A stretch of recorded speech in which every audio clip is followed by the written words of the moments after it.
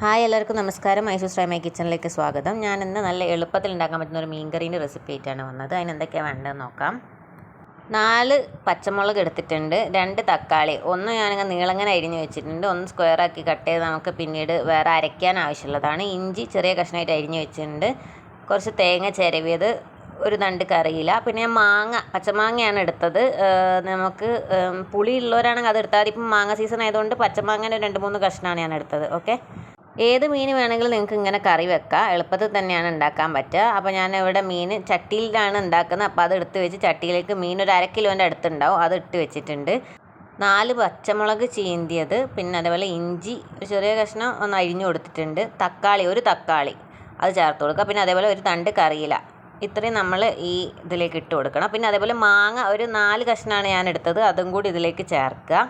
Video ഇഷ്ടപ്പെട്ടിട്ടുണ്ടെങ്കിൽ channel subscribe ചെയ്യാൻ മറക്കരുത്. അതേപോലെ ബെല്ലൈക്കണും ക്ലിക്ക് ചെയ്യുക, എന്നാലേ ഞാൻ അപ്ലോഡ് ചെയ്യുന്ന പുതിയ വീഡിയോസിൻ്റെയൊക്കെ നോട്ടിഫിക്കേഷൻ നിങ്ങൾക്ക് വരുള്ളൂ. അപ്പോൾ ഈ മീൻകറി എന്തായാലും എല്ലാവരും ട്രൈ ചെയ്യണം കേട്ടോ, വളരെ എളുപ്പത്തിൽ തന്നെ നമുക്ക് ഉണ്ടാക്കാൻ പറ്റുന്നതാണ്. ഓക്കെ, അപ്പോൾ ഇനി നമുക്കിത് ഇതിലേക്ക് ഉള്ള അരവ് അരയ്ക്കണം. അപ്പോൾ ആദ്യം ഒന്ന് ജാറെടുക്കാം, എന്നിട്ട് നമ്മൾ നേരത്തെ ചിരവി വെച്ച തേങ്ങ അതിട്ട് കൊടുക്കുക. അതേപോലെ ബാക്കിയുള്ള ഒരു തക്കാളി അതും കൂടി ഇതിലേക്ക് ചേർത്ത് കൊടുക്കണം. പിന്നെ ഉപ്പ് ഇടണം. അപ്പോൾ നമുക്ക് മീൻകറിക്ക് ആവശ്യമുള്ള ഉപ്പ് ഇട്ട് കൊടുക്കുക. പിന്നെ അതേപോലെ ഇനി പൊടികൾ ചേർക്കാം. 1/4 സ്പൂൺ മുളക് പൊടി, പിന്നെ നമുക്കൊരു 1/2 സ്പൂണോളം മഞ്ഞൾപ്പൊടി വേണം, അപ്പോൾ അത് ചേർത്ത് കൊടുക്കുക. പിന്നെ കുറച്ച് ആവശ്യത്തിനുള്ള വെള്ളം അതും കൂടി ചേർത്തിട്ട് ഇത് നന്നായിട്ടൊന്ന് അരച്ചെടുക്കണം. ഇതെല്ലാം കൂടിയാണ് നമ്മൾ അരച്ചെടുക്കുന്നത്.